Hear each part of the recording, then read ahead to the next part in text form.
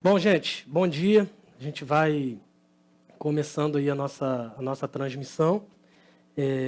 A gente está encerrando hoje, na verdade, a nossa série Eclesiastes, né, do livro do Eclesiastes. O nome da série é O Sentido da Vida, Reflexões em Eclesiastes. É sobre isso que a gente tem falado desde o começo do ano. E a gente encerra no dia de hoje essa nossa série, na verdade. Em certo sentido, a gente está vivendo um intensivo do que a gente aprendeu ao longo desses últimos meses e semanas. Durante o Eclesiastes, a gente ouviu, por exemplo, durante a exposição, que há tempo para todas as coisas, tempo de trabalhar, tempo de se aquietar um pouco. A gente aprendeu também que devemos dar valor às pequenas coisas da vida, e a gente está tendo uma oportunidade ímpar de fazer isso durante esses dias de confinamento. E uma das coisas que a gente mais falou ao longo do livro do Eclesiastes é que nós, seres humanos, não somos tão donos de nós mesmos quanto nós pensávamos que fôssemos. Nós não somos tão autônomos assim, né? Falam muito sobre essa questão da autonomia do ser humano, que a gente acha que tem, mas na verdade a gente percebe que não. Para que você se situe aí no final desse livro que a gente está abordando, ele foi escrito num momento muito crítico da história de Israel, uma época de economia totalmente instável. Nessa época da escrita do livro do Eclesiastes, as pessoas ou ficavam muito ricas ou ficavam muito pobres da noite para o dia. Então, estava se tornando uma espécie de costume essa busca desenfreada para ganhar dinheiro, essa busca desenfreada para estocar alimentos, por exemplo. E esse é um cenário muito propício para que as pessoas se esqueçam de Deus, para que as pessoas acham que elas são capazes de gerir as próprias vidas e controlar absolutamente tudo que elas fazem. Nós chegamos ao texto de hoje, então, Eclesiastes capítulo 12, a gente vai ler do verso 9 ao verso 14, e a gente vai caminhando verso por verso o que a palavra de Deus tem a nos dizer em meio a esse cenário que nós vivemos. Só para que você se lembre, estamos transmitindo ao mesmo tempo para o Instagram, para o Facebook, então pode ser que em alguns momentos pareça que eu estou olhando para um lado ou para o outro. A gente tem mais de uma câmera aqui, isso aí pode acabar confundindo um pouco nesse sentido, mas é só para te situar novamente. Eclesiastes capítulo 12, do verso 9 ao 14, diz o seguinte: é a conclusão do livro, quando diz: o pregador, além de sábio, ainda ensinou ao povo o conhecimento, e atentando e examinando, compôs muitos provérbios. O pregador procurou achar palavras agradáveis e escrever com retidão palavras de verdade. As palavras dos sábios são como aguilhões, e as coleções de sentenças são como pregos bem fixados. Elas provêm de um único pastor. Além do mais, meu filho, leve em conta o seguinte: não há limite para fazer livros, e o muito estudar é enfado da carne. De tudo que se ouviu, a conclusão é esta: tema a Deus e guarde os seus mandamentos, porque isto é o dever de cada pessoa. Porque Deus há de trazer a juízo todas as obras, até as que estão escondidas, quer sejam boas, quer sejam más. Na verdade, esse trecho é uma espécie de endosso, da mesma forma que se você pega um livro, você vê um negócio chamado prefácio, que nos nossos dias é comum que se escreva, obviamente, né, o prefácio no começo do livro. Nessa época, na literatura judaica, era muito comum que no final do escrito tivesse essa espécie de endosso, a Bíblia aqui vai chamar de conclusão, na verdade. É uma espécie de nota do editor diante de tudo que foi escrito pelo autor, no caso Salomão. Tanto que no verso 9 a gente percebe isso, que ele está apresentando novamente o autor. Ele está nos lembrando quem foi o autor desse trecho bíblico, que é o próprio Salomão. E ele está falando sobre a sabedoria desse homem, que era uma sabedoria prática, sobre a capacidade que esse homem tinha de dividir o conhecimento que tinha e a facilidade que ele tinha para ensinar outros. Nos versos 9 e 10, ele fala muito sobre isso, sobre a autoria do texto. Ele fala no verso 10, inclusive, de palavras bonitas, de palavras agradáveis. Ele está se referindo à estrutura poética do livro. Ele fala sobre a estética literária do livro do Eclesiastes. O capítulo 3 é um bom exemplo disso, quando ele fala que há tempo para todas as coisas, tempo de nascer, tempo de morrer, tempo de ajuntar pedra, tempo de espalhar pedras. Esse é um livro classificado como um livro poético, então ele está se referindo à estrutura literária do texto e também ao autor do texto sagrado, no caso, entendemos ser Salomão. pulando essa apresentação, mesmo o editor desse texto, ele nos traz verdades interessantes. A partir do verso 11, ele vai dizer o seguinte: as palavras dos sábios são como aguilhões e as coleções de sentenças são como pregos bem fixados, elas provêm de um único pastor. Aguilhão, para a gente que está numa realidade totalmente distinta dessa que foi escrita o texto, aguilhões nada mais eram do que varas com pontas longas que os pastores usavam para tocar um animal e fazê-lo andar na direção certa. Era um instrumento de um pastor de ovelhas, que era uma realidade comum para os leitores de Salomão, então ele se refere a isso. Um aguilhão, então, ele era usado para, em certo sentido, ferir o animal, para que ele voltasse a caminhar na direção certa. Era um instrumento de orientação por meio da dor. E a comparação que Salomão faz, ele diz o seguinte, que o editor, na verdade, faz, é que as palavras dos sábios, elas são como aguilhões. Da mesma forma que o aguilhão, por meio da dor, servia para instruir um animal para andar na direção correta, palavras de sabedoria também nos ferem. Palavras de sabedoria mostram para nós exatamente quem nós somos. E se você nos acompanhou durante a série, se não fez, a gente tem as pregações gravadas no nosso canal do YouTube, você vai perceber, ou já percebeu, o quanto essa série, em certo sentido, nos feriu. O quanto ela mostrou a nossa incapacidade, o quanto ela mostrou a nossa falta de habilidade com algumas questões, porque as palavras de sabedoria, elas fazem exatamente isso. Agora, nesses últimos dias, estamos vivendo confinamento, dias de confinamento, e um dos grandes problemas que o confinamento traz é o fato de você se ver diante de você mesmo. Não é muito fácil nós olharmos e vermos simplesmente a nós mesmos. Durante os dias comuns de barulho, de agitação, de grandes eventos, a gente está sempre em contato com o outro e às vezes a gente se esquece um pouco, nós nos esquecemos de quem nós somos, mas o confinamento ele traz diante de nós exatamente quem nós somos. E dói, não é verdade? Nos vermos impotentes diante da imprevisibilidade da vida. Talvez você que sempre achou que controlou a sua vida, que era capaz de governar a sua própria existência, se vê agora diante de uma situação que você percebe a tua falta de poder diante dela.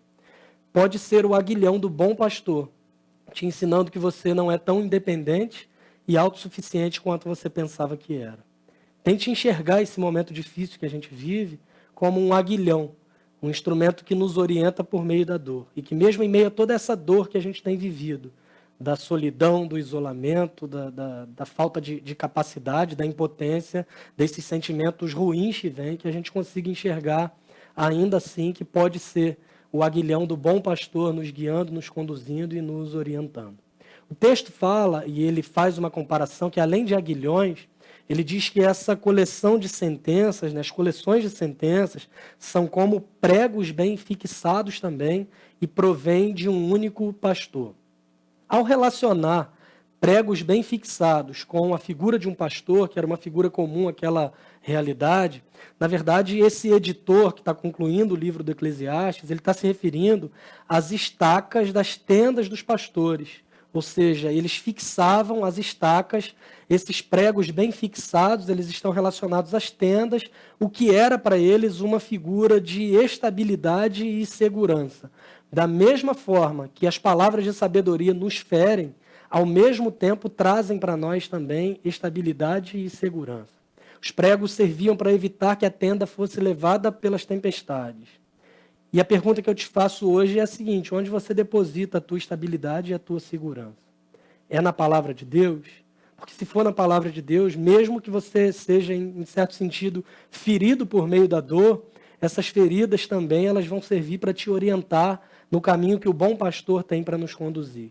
Mas se você não tem depositado estabilidade e segurança na palavra de Deus, é provável que você tenha uma tenda com pregos não tão bem fixados assim, e que na primeira tempestade maior que venha, você não se sinta estável, não se sinta seguro, e é exatamente assim que muitas pessoas estão se sentindo nos nossos dias. Não estou dizendo que a situação não é preocupante. Não estou dizendo que você não pode ficar preocupado, assustado diante de tudo isso. Na verdade, é comum que a gente se sinta assim, porque é uma situação totalmente nova para nós. Ninguém experimentou isso ainda. Mas a grande questão é a seguinte: o teu senso último de estabilidade e segurança está nos alimentos que você consegue estocar, Está no dinheiro que você guardou? Está na estabilidade que você acha que tem no teu emprego? Ou você reconhece que todas essas coisas são passageiras, todas essas coisas estão sujeitas às circunstâncias e nós dependemos única e exclusivamente daquele que governa sobre todas as circunstâncias? É um ponto a ser pensado nesse tempo tão complicado que nós enfrentamos, e o livro do Eclesiastes nos aponta isso o tempo todo. Ele nos lembra que há tempo para todas as coisas, ele nos lembra que nós estamos sujeitos a tempos de paz e também a tempos de adversidade na vida. Ele nos ensina que nós devemos aproveitar os prazeres da vida, mas devemos fazer isso com responsabilidade. Só que, acima de tudo, o Eclesiastes nos lembra que nós podemos ter a segurança, porque nós sabemos que Deus está no controle, independente do que as circunstâncias tentem nos dizer. Os aguilhões, então, ele nos colocam em movimento na direção certa, e os pregos bem fixados, eles nos dão estabilidade e segurança. É exatamente o que a palavra de Deus é para nós. Tanto os aguilhões quanto os pregos são simbolizados como a palavra de Deus e o que ela significa para nós. No verso 12, Salomão ele fala novamente, a gente vem falando ao longo do Eclesiastes sobre a autoria de Salomão, mas aqui é um editor que está concluindo, e ele nos fala novamente sobre a importância do equilíbrio na vida. A sabedoria ela é importante, a busca pela sabedoria é importante, mas isso não pode se tornar uma obsessão. Salomão está falando, o editor está falando, que não há limite para fazer livros, que o muito estudar é enfado da carne, ou seja, busque a sabedoria, mas viva de forma equilibrada, aproveitando também os benefícios que a própria sabedoria te traz. A gente chega então aos últimos 2 versos do livro, que são a conclusão, o grande finale para tudo que a gente vem falando até então, quando ele diz o seguinte: de tudo que se ouviu, a conclusão é esta. Desculpa que aconteceu um problema aqui, mas a gente retorna já já. De tudo que se ouviu, a conclusão é esta: tema a Deus e guarde os seus mandamentos, porque isto é o dever de cada pessoa, porque Deus há de trazer a juízo todas as obras, até as que estão escondidas, quer sejam boas, quer sejam más. A gente está partindo para a conclusão e a gente tem que lembrar o tempo todo que quando a Bíblia fala em temer a Deus, não é ficar aterrorizado com a figura de Deus. Mas, na verdade, a Bíblia nos lembra sobre a importância de termos reverência em relação a Deus. Ele é o Criador Todo-Poderoso e nós somos criaturas. Ele é um Deus que é eterno e a nossa vida é um simples vapor. Ele é soberano e nós somos dependentes. Deus, ele é santo e nós somos pecadores. Então, diante dessa distância que há, é justo que nós sejamos reverentes diante dele. Temer a Deus é levar Deus a sério. Temer a Deus é reconhecê-lo como o bem mais precioso da nossa existência. É adorá-lo, honrá-lo e centrar nele a nossa vida. É como o apóstolo Paulo diz lá no livro de Atos dos Apóstolos, quando ele está falando para os atenienses, por exemplo, que ele diz o seguinte: nele nós nos movemos, vivemos e existimos. E o editor aponta para nós nesses versos 2 razões pelas quais nós devemos temer o Senhor. A primeira delas, ele diz que esse é o dever de cada pessoa, ou seja, nós fomos criados para isso. Esse é o plano de Deus para nós. Se nós fomos criados para isso, quando nós tememos o Senhor, quando nós o reverenciamos, isso se configura no modo mais excelente e completo de ser humano, porque nós estamos cumprindo exatamente o plano que nós fomos criados para cumprir. A segunda razão é porque o editor vai dizer para nós que Deus há de trazer a juízo todas as obras, até as que estão escondidas, quer sejam boas, quer sejam más. Nada passa despercebido diante daquele que é o Senhor de todas as coisas. Lembre-se, entretanto, que o livro do Eclesiastes, ele foi escrito no período que nós conhecemos como Antigo Testamento ou Antiga Aliança. E a revelação de Deus para nós, ela é progressiva. Nós que cremos em Jesus temos muito mais luz sobre todos os acontecimentos do Antigo Testamento do que aquelas pessoas tinham, porque elas não tinham ainda experimentado ou vivenciado o fato de Deus entrar na história, elas não tinham percebido ainda essa encarnação, Jesus não tinha vivido entre nós, reconhecido em figura humana, e nós temos esse privilégio hoje. Então, nós que cremos em Jesus, nós vivemos sob a nova aliança, e nós tememos a Deus, sim, nós reverenciamos a Deus, sim, mas nós não tememos mais o julgamento da parte de Deus. Por quê? Porque nós entendemos que a penalidade do pecado ela já foi paga. E sobre isso, a certeza que nós temos disso é a mensagem do Evangelho.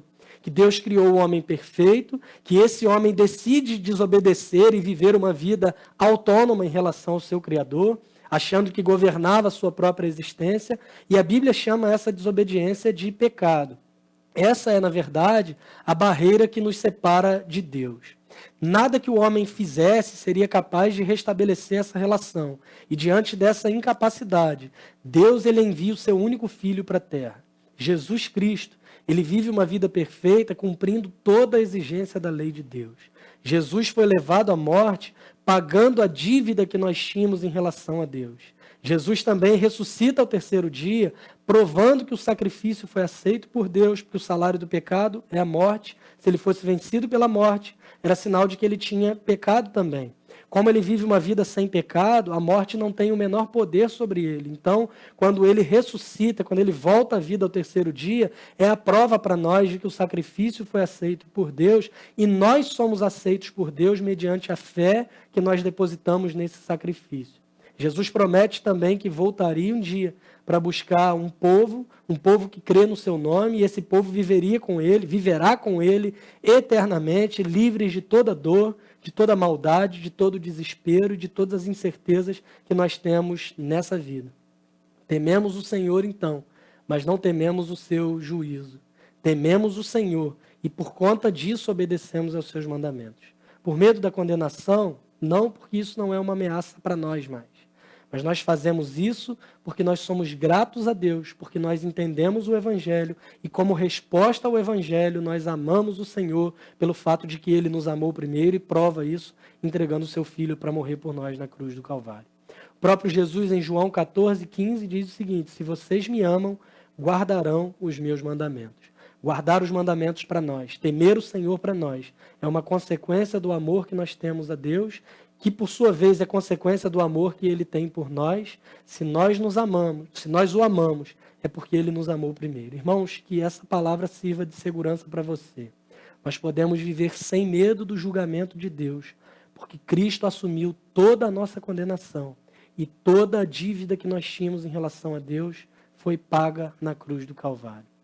Para concluir, volta comigo no verso 11, quando ele fala sobre os aguilhões e sobre as coleções de sentenças, são como pregos bem fixados, e ele aponta um detalhe interessante que diz o seguinte: elas provêm de um único pastor. Essa expressão único pastor é usada mais 2 vezes no Antigo Testamento, ambas no livro de Ezequiel, se referindo ao filho prometido de Davi. A descendência de Davi, que teria um rei que reinaria para sempre, que o seu domínio não teria fim, se referindo ao rei pastor, que nós entendemos que é Jesus Cristo. Muitos anos depois dessa expressão ser dita, nós somos apresentados a Jesus, o descendente de Davi, o filho de Davi, o rei que reinaria para todo sempre, e aquele que se apresenta dizendo o seguinte: eu sou o bom pastor, e o bom pastor dá a vida pelas ovelhas. Irmãos, por causa de Jesus, nós não temos apenas garantia de uma vida eterna quando nós morrermos ou quando Ele voltar.